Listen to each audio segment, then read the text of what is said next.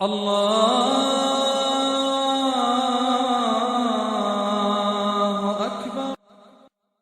أعوذ بالله من الشيطان الرجيم بسم الله الرحمن الرحيم ومن أظلم ممن منع مساجد الله أن يذكر فيها اسمه وسعى في خرابها أولئك ما كان لهم أن يدخلوها إلا خائفين لهم في الدنيا خزي ولهم في الآخرة عذاب عظيم ولله المشرق والمغرب فأينما تولوا فثم وجه الله ان اللہ واسع علیم.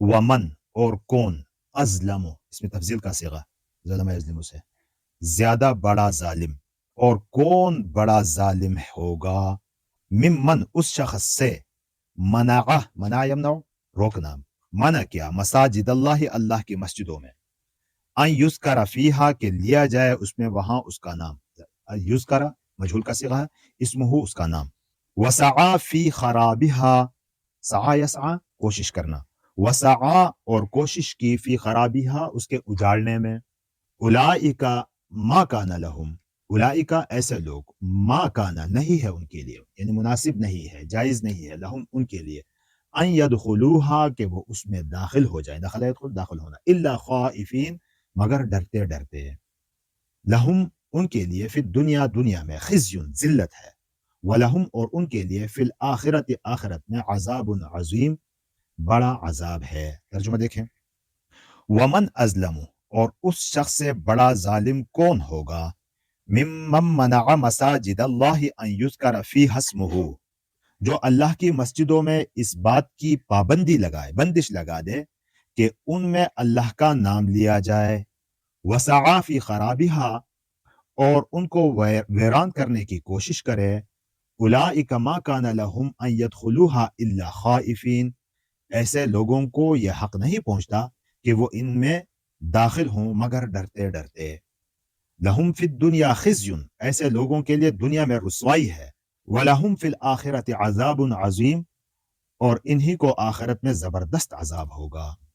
آگے وَلِلَّهِ اور اللہ ہی کے، لام تخصیص، وَلِلَّهِ اللہ ہی کی ملکیت ہے، اللہ ہی کے لیے ہے، المشرق والمغرب مشرق اور مغرب، فَأَيْنَمَا تو جس طرف، تولو تم منہ کرو، فَسَمَّا تو وہی ہے، وجہ اللہ اللہ، فَسَمَّا وجہ اللہ تو وہی اللہ موجود ہے، ان اللہ بے شک اللہ، واسع بہت بخشش کرنے والا، علیم جاننے والا ہے۔ ترجمہ دیکھیں، وَلِلَّهِ الْمَشْرِقُ وَالْمَغْرِبُ اور مشرق اور مغرب سب اللہ ہی کی ہیں، فَأَيْنَمَا تُوَلُّوا لہٰذا جس طرف بھی تم منہ کرو گے، جس طرف بھی تم رخ کرو گے، فَثَمَّ وَجْهُ اللَّهِ وہی اللہ کا رخ ہے، ان اللہ واسع علیم بے شک اللہ بہت وسعت والا، علیم بڑا علم رکھنے والا ہے۔ یہاں ان لوگوں کا پہلے دعویٰ تھا، پچھلے سبق میں آپ نے پڑھا کہ تینوں قسم کے طبقے، یہود، نصارہ اور مشرکین، اپنے آپ کو جنتی کہنا ہے۔ یہود تو ایک نسلی مذہب ہے، تو بنی اسرائیل ہونے کی وجہ سے کہتے تھے کہ صرف ہم ہی جنت میں جائیں گے، باقی لوگ نہیں جائیں گے، اور عیسائی بھی اسی طرح کا دعویٰ رکھتے تھے۔ پھر مشرکین مکہ بھی ابراہیمی ملت پر اپنے آپ کو کہہ کر اسی کا دعویٰ کرتے تھے، تو ان کی رد میں باتیں ہوتی رہی پہلے سبق میں۔ یہاں بھی ایک ٹچ ہے، ایک ان کو اشارہ ہے ان آیات میں، پہلی آیت جو ہم نے ترجمہ ابھی اس کا کیا، پڑھی، تلاوت کی، اس میں ان کی طرف اشارہ ہے کہ یہ لوگ مساجد کو ویران کرنے میں پیش رہے ہیں، اور مساجد اللہ کے گھر ہوا کرتے ہیں، مسجدیں اللہ کا گھر ہے، جو اللہ کے گھر کو ویران کرے تو وہ کیسے اس قسم کا دعویٰ کر سکتے ہیں؟ ان کا ایسا دعویٰ باطل ہے۔ اس سلسلے میں شان نزول کے طور پر بھی ایک دو واقعات ذکر کیے گئے ہیں، لیکن ان تینوں طبقات کی مشہور جو باتیں ہیں جو انہوں نے مساجد کو ویران کرنے کی کوشش کی ہے، ان میں ایک تو وہ رومیوں کا، عیسائیوں کا تھا کہ حضرت یحییٰ علیہ السلام پیغمبر تھے، ملک شام میں، فلسطین ایریا میں تھے۔ یہودیوں نے، جو یہ تو تھے ہی اس قسم کے لوگ، یہ یہودی، کہ اپنے انبیاء کو انہوں نے نہیں بخشا، نافرمانی تو کرتے ہی تھے بلکہ ان کو بہت ساروں کو شہید بھی کیا، ان میں حضرت یحییٰ علیہ السلام بھی تھے، انہوں نے قتل کیا۔ تو جب ان کو قتل کیا تو روم میں تو عیسائی تھے، روم کے جو بادشاہ ہیں اور روم کے لوگ ہیں، انہوں نے عراق کے بادشاہ کے ساتھ مل کر یہاں حملہ کر دیا ان کے اوپر۔ عراق کے اس بادشاہ کا نام آپ لوگوں نے سنا بھی ہے، ٹیٹوس نام کا تھا۔ اس کے ساتھ مل کر یہاں ملک شام پر، فلسطین پر حملہ کیا اور حملہ کر کے ان کی تباہی مچا دی، ان کی بےقدری کی تھی ان لوگوں کی۔ اور اس دوران بیت المقدس کو بھی ان لوگوں نے ویران کر دیا عیسائیوں نے، اور بیت المقدس میں یہاں تک کہ گندگیاں بھی کی، خنزیر آ کے چھوڑ دیے، یعنی انتہائی بے حرمتی کی۔ وہاں تورات کے جو نسخے تھے وہ بھی جلا دیے۔ بھائی تمہاری دشمنی اگر یہودیوں کے ساتھ تھی تو جنگ اگر ہوتی تو ان کے ساتھ ہوتی، اللہ کے گھر کے ساتھ تم نے ایسا کیوں کیا؟ تو تم تو اللہ کے گھر کو یوں ویران کرنے والے لوگ ہو۔ اور پھر اس زمانے میں حضور صلی اللہ علیہ وسلم کے زمانے میں ان کو یاد دلایا جاتا ہے پرانے واقعات کو، کیونکہ وہ اس پر راضی ہیں، وہ اس پر خوش ہیں اور اس کو فخر کے طور پر بیان بھی کرتے ہیں، کیونکہ ان کی دشمنی تھی یہودیوں کے ساتھ، تو یہودیوں کے ساتھ دشمنی کی وجہ سے اس کو فخر کے طور پر بیان کرتے تھے۔ یہ بیت المقدس اسی طرح ویران رہا، حضور نبی اکرم صلی اللہ علیہ وسلم کی بعثت تک بیت المقدس کی یہی حالت رہی۔ پھر حضرت عمر رضی اللہ تعالیٰ عنہ کے زمانے میں یہ فتح ہوا اور آپ رضی اللہ تعالیٰ عنہ نے اس کی تعمیر نو کی، بیت المقدس کی۔ پھر اس وقت سے یہ مسلمانوں کے قبضے میں چلا آیا۔ 5ویں صدی ہجری 5ویں صدی عیسوی میں پھر ایسا ہوا کہ ہجری 500 سال بعد کہ عیسائیوں کا قبضہ اس کے اوپر ہوا۔ پھر 6 صدی میں صلاح الدین ایوبی نے مسلمانوں کو متحد کیا اور وہاں ان کے اوپر اٹیک کیا اور دوبارہ قبضے میں لیا۔ پھر یہ بیچ میں تقریباً کوئی 100 سال عیسائیوں کے قبضے میں رہا حضرت عمر رضی اللہ تعالیٰ عنہ کے دور کے بعد سے، اور پھر اس کے بعد پھر مسلمانوں ہی کے قبضے میں رہا، یہاں تک کہ 1947 میں جو معاہدات ہوئے اس کے تحت، بالفور معاہدے کے تحت برطانیہ نے پھر ان یہودیوں کو یہاں آباد کرنا شروع کیا، اور پھر ہوتے ہوتے آج کل کے حالات آپ دیکھ رہے ہیں کہ فلسطین تقریباً ان کے قبضے میں آ چکا ہے، اور غزہ پر بھی ان لوگوں نے اب قبضہ جمانے کی آخری کوششیں چل رہی ہیں، اور بین الاقوامی سطح پر بھی کوششیں ہو رہی ہیں پورے فلسطین کو یہودیوں کے قبضے میں دینے کا۔ لیکن یہ کٹ پتلی قسم کے لوگ ہیں یہودی وہاں، اصل میں تو وہاں قبضہ پھر یہی عیسائی لوگ ہی کرتے ہیں۔ ٹرمپ نے جو ایک مشن بنایا ہے، اس مشن کا سربراہ بھی ٹرمپ ہے، وہ کہتا ہے کہ یہاں کے انتظامات ہم سنبھالیں گے، تو پھر یہ عیسائیوں کے ہی قبضے میں آ جائے گا۔ مسلمانوں کے لیے لمحہ فکریہ ہے کہ یہ حضرت عمر رضی اللہ تعالیٰ عنہ کے دور سے لے کر آج تک کے دور میں صرف 100 سال بیچ میں ان کا قبضہ رہا جزوی طور پر، اور صلاح الدین ایوبی کے دور میں اس قبضے کو چھڑایا گیا، اور پھر آج پھر مسلمانوں کی کمزوری اور سستی کو دیکھ کر پھر عیسائیت اور یہودیت اس پر قبضہ جما رہی ہے اور مسلمانوں سے وہ نکلتا جا رہا ہے۔ تو بہرحال تو یہ ایک تو یہاں بتانا یہ مقصود تھا کہ اس ٹیٹوس کی سربراہی میں عیسائیوں نے، روم کے بادشاہ نے جو حملہ کیا عراق کے بادشاہ کے ساتھ مل کر، ٹیٹوس ان کے ساتھ ملا، اور پھر عراق کے اس بادشاہ کے بارے میں یہ آتا ہے کہ یہ بخت نصر تھا۔ بخت نصر تو پرانے زمانے کا تھا، لیکن یہاں بعض تاریخوں میں یہ لکھا گیا ہے، ممکن ہے کہ بخت نصر کا کوئی دوسرا بادشاہ ہو، انہوں نے ان کی یہاں تباہی مچا دی۔ ایک واقعہ تو اس واقعے کے تناظر میں عیسائیوں کو کہا جا رہا ہے کہ تم تو اللہ کی مسجدوں کو ویران کرنے والے لوگ ہو، اور ایک دوسرا واقعہ بھی یہاں کوٹ کیا جاتا ہے۔ مشرکین مکہ، یہ بھی اپنے آپ کو جنتی کہتے تھے نا، تو مشرکین مکہ بھی مسجد حرام میں عبادت سے روکتے تھے۔ وہاں 360 بت رکھے ہوئے تھے، بتوں کی عبادت ہوتی ہے، اللہ کی عبادت سے تو وہاں روکا ہوا تھا۔ اور خصوصاً جب حضور نبی اکرم صلی اللہ علیہ وسلم وہاں عبادت کے لیے جاتے خالص توحید کے تحت، تو اسے بھی روکتے تھے۔ آپ علیہ السلام جب مدینہ سے واپس آئے عمرہ ادا کرنے کے لیے، تو راستے میں پھر انہوں نے، یہ 6 ہجری میں تھا کہ انہوں نے روک دیا، اور پھر معاہدہ ہوا، صلح حدیبیہ ہوتا ہے، اور پھر 7ویں ہجری میں حضور صلی اللہ علیہ وسلم پھر وہاں عمرہ ادا کرنے کے لیے جاتے ہیں۔ تو یہاں اتنا زمانے تک، اتنے عرصے تک مسجد حرام کو، میں نے مسجد نبی کہا، مسجد نبی نہیں، مسجد حرام کو ان لوگوں نے کیا کر دیا؟ عبادات سے روکے رکھا۔ یہ حالت ہے مشرکین مکہ کی، وہ حالت تھی نصارہ کی۔ اور ایک یہودی ہیں، اگلی آیت میں جو تحویل قبلہ کا مشہور واقعہ ہے کہ قبلہ بدلنے کا، تو اس تحویل قبلہ کو ان لوگوں نے بہانہ بنا کر لوگوں کے دلوں میں شکوک اور شبہات ڈال کر مسجد سے روکنے کی کوشش کرتے تھے۔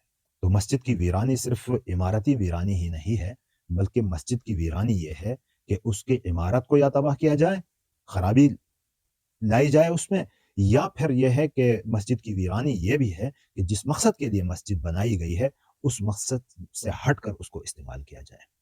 یہ ویرانی ان یہودیوں کے ہاتھ میں بھی ہوئی، عیسائیوں کے ہاتھ میں بھی ہوتی رہی، اور مشرکین مکہ تو تھے ہی ایسے۔ تو انہی کی طرف یہاں فرمایا کہ ومن ازلم ممن منع مساجد اللہ ان یذکر فیہا اسمہ، کہ اس سے بڑا ظالم اور کون ہو سکتا ہے جو اللہ کی مسجدوں کو اللہ کے ذکر سے روک دے۔ ایک بات یہ بھی سمجھ میں آ گئی کہ یہاں مساجد اللہ کہہ کر عمومی الفاظ استعمال ہوئے ہیں، کوئی خاص مسجد کا نام نہیں لیا گیا ہے، اس لیے یہ حکم تمام مساجد کے لیے ہے کہ جس مسجد کو بھی اس طرح کے کاموں سے روکا جائے، اللہ کے نام سے روکا جائے، جس مقصد کے لیے وہ بنی ہے، مسجد عبادت گاہ ہے، وہاں سے روکا جائے تو وہ اس میں شامل ہوگا۔ یہ الگ بات ہے کہ وہ 3 مسجدیں جن کا بھی میں نے ذکر کیا، ان کی فضیلت دوسری مسجدوں سے بڑھ کر ہے۔ بیت اللہ کے اندر نماز پڑھنے کا ثواب حضور صلی اللہ علیہ وسلم نے فرمایا 1,00,000 نمازوں کا ثواب ہے۔ مسجد نبی اور بیت المقدس میں اگر کوئی نماز پڑھے تو 50,000 کا ثواب ہے، دوسری مسجدوں کے مقابلے میں اتنا زیادہ ہے ثواب وہاں۔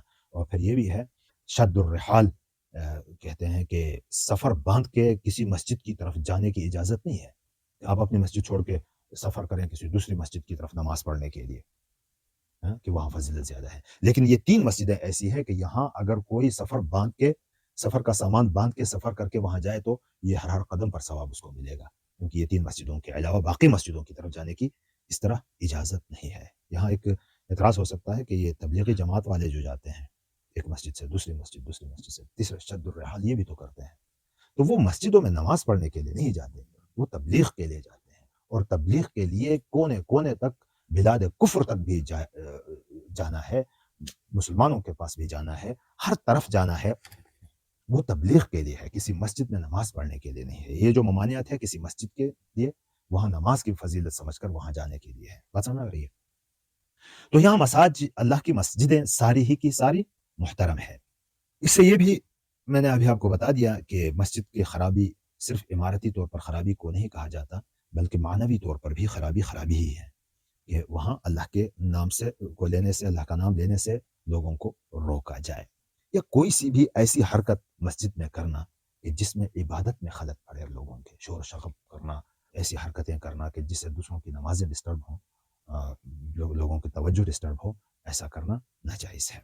آگے جو دوسری آیت ہے اس میں تحویل قبلہ کا ذکر ہے۔ تحویل قبلہ یہ ہے کہ مسلمان مکہ میں بیت اللہ شریف کی طرف منہ کر کے نماز پڑھتے تھے، جب ہجرت ہوئی تو اللہ نے حکم دیا کہ اب بیت المقدس کی طرف رخ کر کے نماز پڑھو۔ کوئی 16 یا 17 ماہ بیت المقدس کی طرف منہ کر کے نماز پڑھی جاتی رہی، حضور صلی اللہ علیہ وسلم اور صحابہ۔ اسی وجہ سے ہم اس کو قبلہ اول بھی کہتے ہیں مسلمانوں کا، یہ مسلمانوں کا قبلہ رہا ہے۔ اور پھر 16 مہینے بعد چونکہ حضور صلی اللہ علیہ وسلم کی دلی تمنا تھی کہ بیت اللہ ہی ہمارا قبلہ ہو، آیت میں قد نرا تقلب وجهک فی السماء، تو وہاں دلی تمنا کی طرف اشارہ ہے کہ اللہ کے رسول کی چاہت یہ تھی کہ ہمارا قبلہ بیت اللہ ہو، تو اللہ نے بیت اللہ کو قبلہ بنانے کا حکم دیا۔ اب یہ یہودی اس پر ڈرامہ کرنے لگے، یہ تو ہیں ڈرامہ باز لوگ، شکوک شبہات پیدا کرنے کہ یہ کیسا دین ہے کہ کبھی قبلہ اس طرف اور کبھی قبلہ اس طرف، حالانکہ یہ بیوقوفوں والی بات تھی، سوال ہی بیوقوفوں والا، قبلہ اس طرف اور اس طرف۔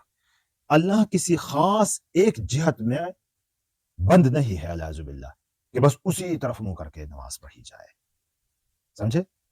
ہونا یہ چاہیے تھا کہ آپ مشرق کی طرف، مغرب کی طرف، شمال، جنوب، جس سمت میں، جس ڈائریکشن میں آپ اللہ کی عبادت کرنا چاہیں نماز پڑھنے کی اجازت ہونی چاہیے تھی۔